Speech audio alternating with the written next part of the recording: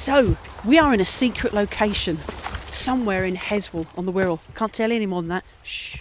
But I am in a foresty location, and I'm looking at a badger set. And I'm here with John, who is Dad. Hi, John. Hi.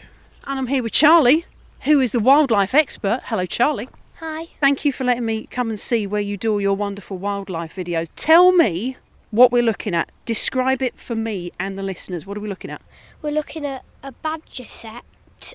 We do believe that there is one badger coming in and out of it, eating the food that we've put out. So you actually leave out some little treats for him, do you? Yeah. Yeah. And how many, because you set up a lovely little camera which would normally be on this tree that's behind me. You've just taken it down, obviously, after the storms. How many sort of hours of footage does that camera take of the badgers and the foxes around here? Well, we set a time, so, for example, 8 o'clock at night to 3 o'clock in the morning. And is that when they're most active? Is that their sort of time to come out and have a nosy round? Yeah. Yeah. They'll also come out late afternoon and sometimes early in the morning, especially at this time of year. Okay. And is that all just to get food? Yes, mostly just to get food, but also to mark their territory. Go on, how do they do that? It's going to be disgusting, I know. Go on, tell us. So they spray the ground and bits of trees and undergrowth with a liquid which is similar to wee,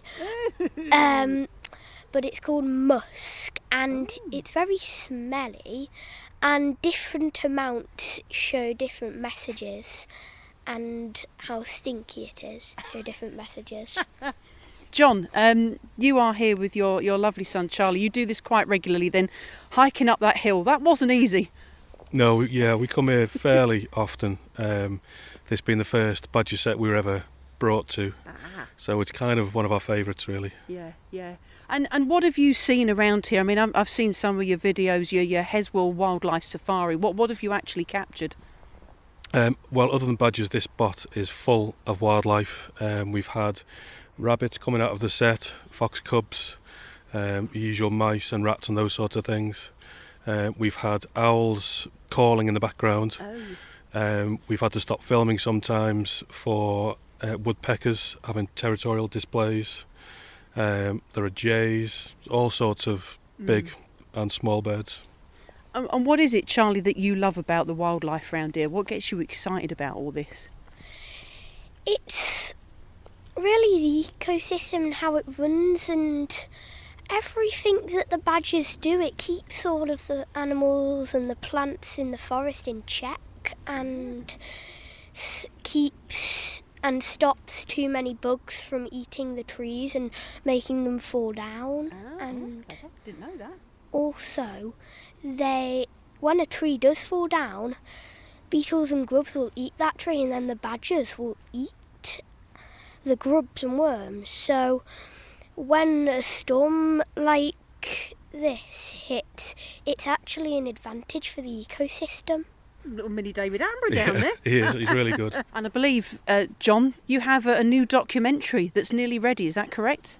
That's right. We were asked several months back by a couple of charities if we'd do a film all about badgers, documentary for kids, and it's just about ready. We've got a couple of tiny bits left to do. Hopefully that'll be released after Christmas. And obviously with Christmas coming up soon, Charlie, are you gonna bring some extra treats for these animals? I mean, do you spoil them at Christmas? No, but we give them enough food to survive the winter and feed their cubs. And we have seen cubs in a few other locations, and we've seen a few cubs actually here sometimes.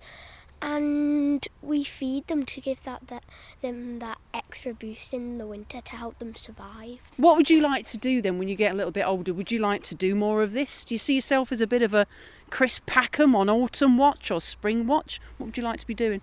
I would like to be doing things like Spring Watch, and when I am older I'd like to be a biologist. Excellent. Just in case we ever come across an area like this, how do we know something's been here? At this time of year, it's probably definitely in use because the badgers will be becoming a bit more inactive, so they won't clear the entrance out quite so much.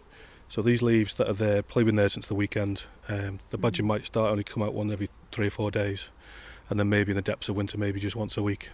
So the signs of budgies being around kind of disappear a little bit this time of year. What do you think he's thinking in there, Charlie, if he's listening to us? I think he's probably thinking, ooh, what's that going up and down? Is it deer? Rabbits? Pounding the ground? Maybe I'll just go back to sleep, be a bit lazy. Probably things like that.